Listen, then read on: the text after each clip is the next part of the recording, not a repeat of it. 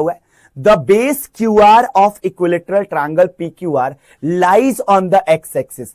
भैया ये जो हमारे पास इक्विलेटरल ट्रायंगल का जो बेस है क्यू आर एक्स एक्सिस के ऊपर लाई करता है। अच्छा जी देखते हैं। The coordinate of point Q is -4,0 -1 -4,0 बोला ना, -2 -3 -4, तो ये रहा पॉइंट क्यू कितना बेटा -4,0। फिर क्या बोला बेटा and the origin is the mid point of the base. भैया बेस का मिड पॉइंट आपका ओरिजिन है, ओरिजिन जो है वो बेस का आपका मिड पॉइंट है। तो मेरे कहने का मतलब है कि अगर 4 यूनिट आप इधर गए हो और ये मिड पॉइंट है, दैट क्वाइट ऑब्वियस कि 4 यूनिट इधर भागोगे तब जाकर ये पूरा का पूरा जो ट्रायंगल का बेस है वो कंप्लीट हुआ बेटा। अब ये रहा कंप्लीट ट्रायंगल का बेस क्वेश्चन के हिसाब से। ट्रायंगल का बेस आपका इतना हो गया। तो मुझे बताओ कि अगर पी क्यू आर है तो भाई कोई ना कोई पॉइंट यहां पे 4,0 होगा। अब आगे क्या बोले बेटा सुनिएगा, find the coordinate of the P and R. भैया पी और आर का कोऑर्डिनेट बता दो, बात खत्म। पी और आर का कोऑर्डिनेट बताओ, बात खत्म। बाबू एक बात बता, ये टोटल लेंथ कितनी है, बस ये बता दो। इसका बेस का लेंथ कितना है भैया? 4 यूनिट इधर और 4 यूनिट इधर, मतलब टोटल 8 यूनिट की लेंथ है, 8 यूनिट की लेंथ है।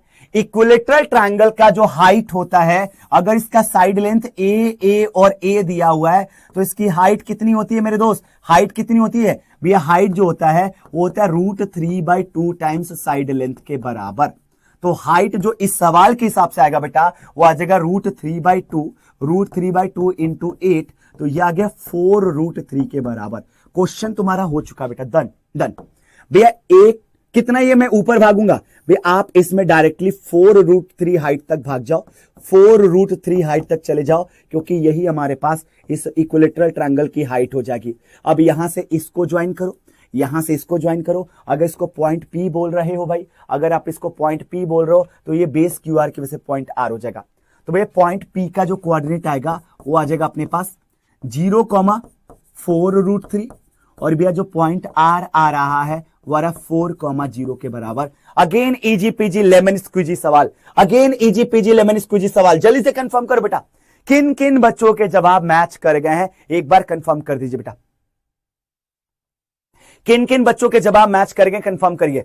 इक्विलेटरल ट्रायंगल का हाइट का फॉर्मूला क्लास 8th ट्रायंगल के अंदर पढ़ाया जाता है। इक्विलेटरल ट्रायंगल के हाइट का फॉर्मूला क्लास 8th के ट्रायंगल के अंदर पढ़ाया जाता है। अगर ये भी नहीं आता मेरे दोस्त, मेरे हमदम, मेरे यार, तो फिकर नॉट, आपका भाई इसको एक बार और समझा देता है कि ये मैंने फॉर्मूला लिखा कैसे बेटा। अगर किसी को डाउट है कि फॉर्मूला कैसे आपने लिखा है मेरे दोस्त, मैं आपको समझाता हूं।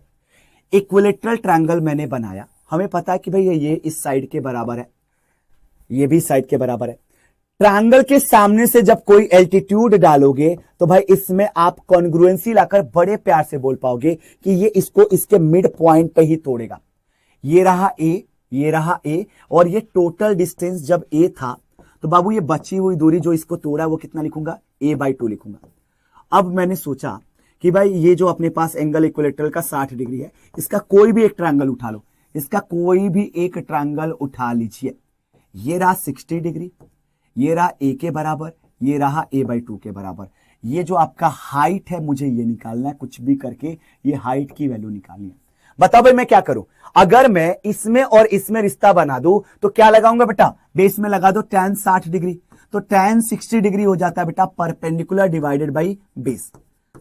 इसकी वैल्यू कितनी होती है? √3 = h/a/2, और a/2 को लेकर मल्टीप्लाई करो तो h की वैल्यू कितनी हो जाएगी?